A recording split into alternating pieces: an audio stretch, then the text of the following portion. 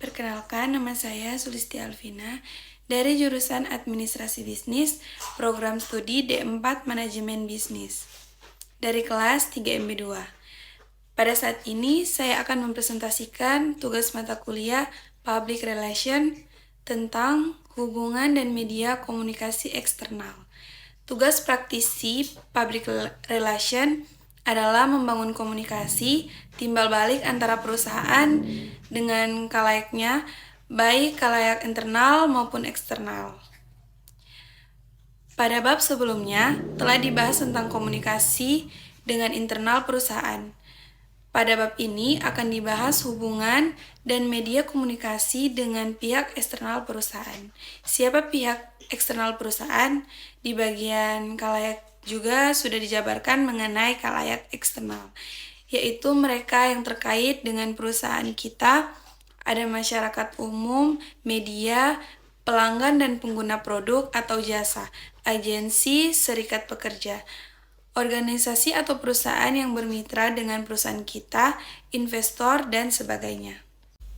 Membangun hubungan dan komunikasi dengan para pihak tersebut jelas tidak mudah, karena berkomunikasi dengan mereka tidak selalu dapat dilakukan secara langsung, tetapi melalui media perkembangan teknologi komunikasi yang memunculkan era konvergensi media. Secara langsung ataupun tidak langsung, ikut mempengaruhi pola komunikasi perusahaan dengan kalayaknya.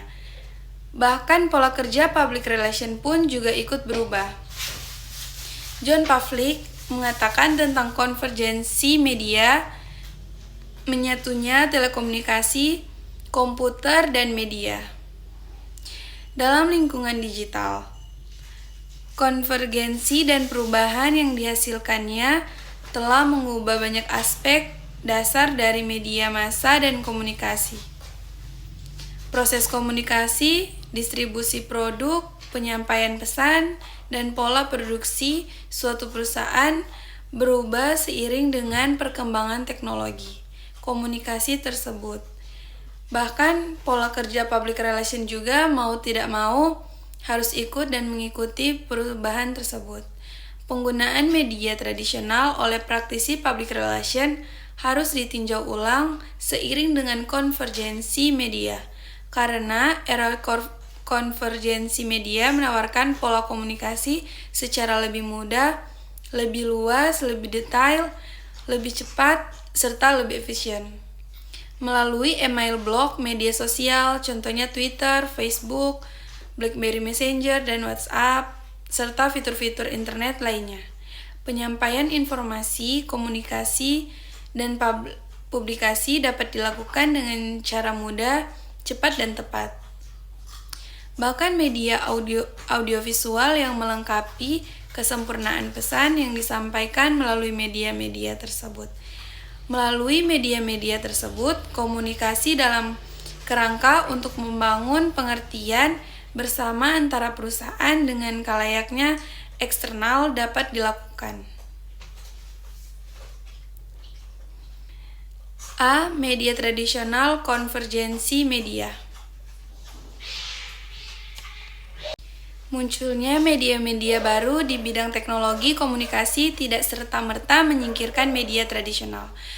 Konvergensi media tidak serta-merta mengganti media-media lama, karena media tradisional masih menyisakan segmen tersendiri di luar pengguna media modern. Surat, koran, brosur, serta leaflet masih tetap eksis digunakan oleh masyarakat luas untuk memperoleh dan menyebarkan informasi. 1. Koran.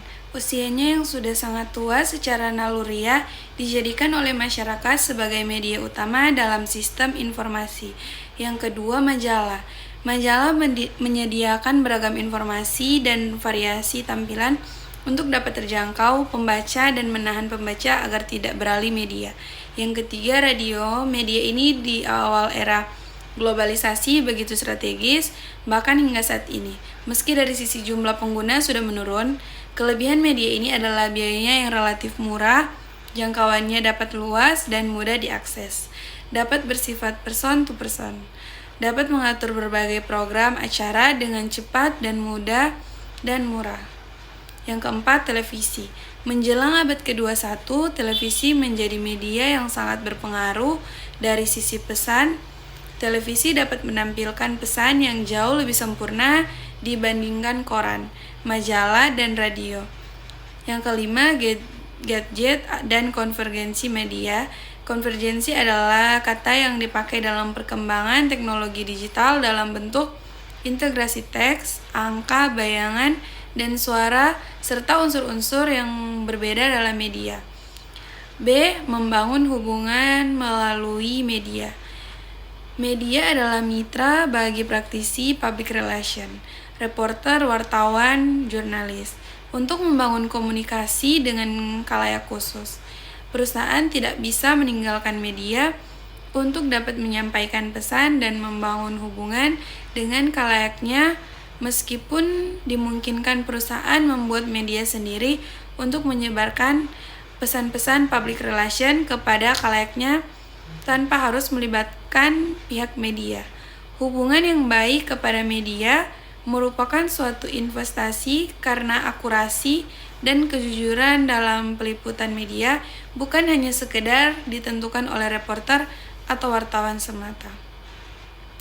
Hubungan yang baik dengan media akan dapat dibangun dengan prinsip dasar sebagai yang pertama, sampaikan informasi dengan jujur. Kejujuran adalah kebijakan terbaik karena kejujuran adalah bisnis yang baik dan perilaku yang sehat. Yang selanjutnya, pedoman menghadapi media.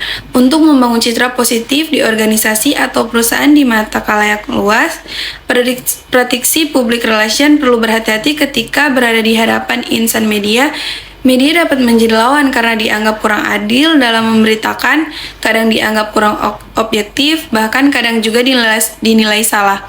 Untuk itu, praktisi public relation perlu berhati-hati dalam menyatakan pendapat. Berikut adalah beberapa teknis yang harus diingat ketika berbicara di media. Berbicaralah dari sudut pandang kepentingan publik, bukan kepentingan perusahaan.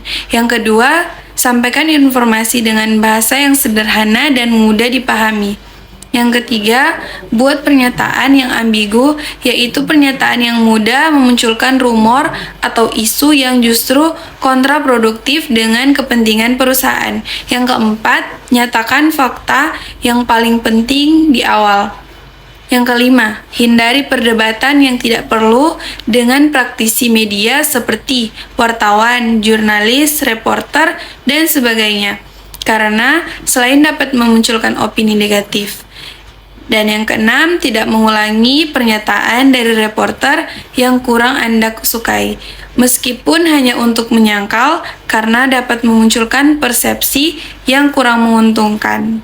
Yang ketujuh, berikan jawaban yang ringkas untuk menghindari munculnya jawaban yang salah.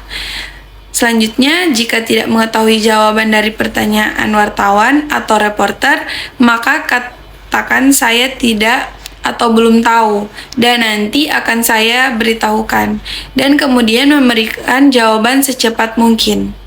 Kesembilan, katakan yang sebenarnya, meski menyakitkan. Perlakukan berita buruk seperti memperlakukan berita baik. Tugas praktisi public relation bukan menyembunyikan berita buruk dari media. Lebih baik disampaikan agar tidak menimbulkan persepsi negatif daripada berita buruk muncul di saat yang tidak diinginkan.